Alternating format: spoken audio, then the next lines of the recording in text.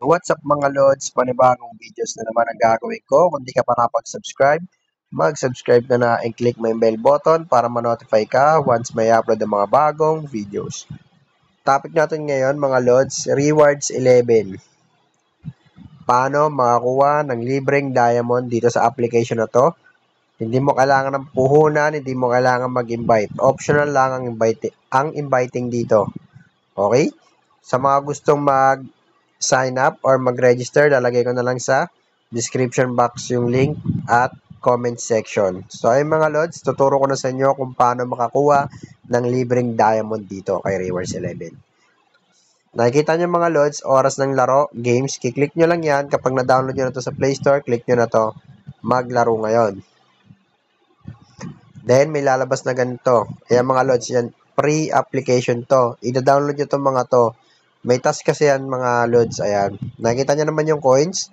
Total na makukuha nyo dito sa Idle Outpost, 3,660. Sa Solitaire Classic Card Game, meron kayong makukuha 12,809. Ako, maganda-gandang coins to. Dito pala makakapag-payout na kayo mga lods. Ang task niyan is, click lang natin itong more. Task niya is complete 10 games. Meron na kayong 130 coins. Complete 25 games, 156 coins. Pataas ng pataas hanggang sa makuha nyo yung pinaka 12,809 coins. 90 days yan. Ayan, nakalagay guys. You have 90 days to complete tasks after installing.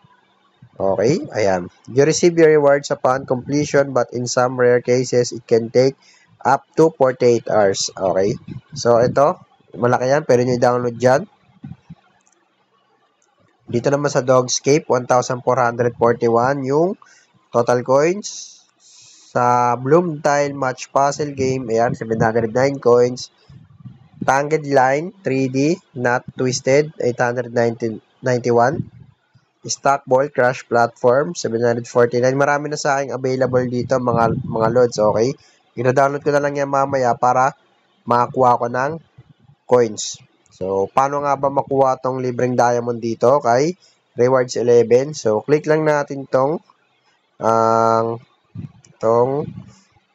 redeem. Pag kinlik nyo yung redeem, meron kayong makikita rito na Mobile Legend. So, ito yung coins mo. Kuha nyo, 7,600 coins. Pwede na tayo mag-withdraw. Makukuha ko na tong 56 diamonds. At ito namang Mobile Legend 112 diamonds, 15,100 coins. Makukuha ko na rin siya. Pag kinonvert ko yan sa Mobile Legend account ko, lalagay nyo lang naman dyan yung ID nyo dyan. Okay, so ganoon lang kadali dito kay Rewards 11. Gagawin nyo lang yung mag-download lang kayo ng app. Libre lang to mga lods ha. Pwede to sa inyo. Ayan, PayPal, Binance, Mobile Legend, Garena Shell, Free Fire, Shopee voucher, Grab Gifts voucher. So, pwede naman din sa PayPal or ang topic kasi natin ngayon is paano nga magkaroon ng libreng diamond. So, ayan, click nyo lang ulit yan. Ulitin ko, oras ng laro. Mag-download kayo dito ng app, tapos tapusin yung task, then makukuha nyo yung pinaka-coins. Once na makuha nyo lahat ng coins na yan, meron naman dyan minimum withdraw na kung saan ay pwede nyo ipalit sa Mobile Legend Diamond. Wala kayong ilalabas na pera. Yan ang kinagandaan dito. Hindi nyo rin kailangan mag-invite. Nakita nyo naman yung coins kanina guys. 12,000 yung coins. Eh, ang minimum lang dito guys is 7,600 coins makukuha nyo na.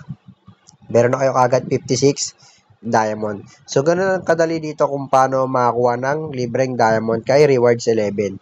So, sana man natutunan kayo dito sa video na to. Pwede nyo akong i-PM through FB. Nandiyan naman sa comment section. Pwede kayong magtanong. Tuturuan ko kayo. So, ayun lang mga lods. Ayan. Sana man natutunan kayo ngayon. Subscribe.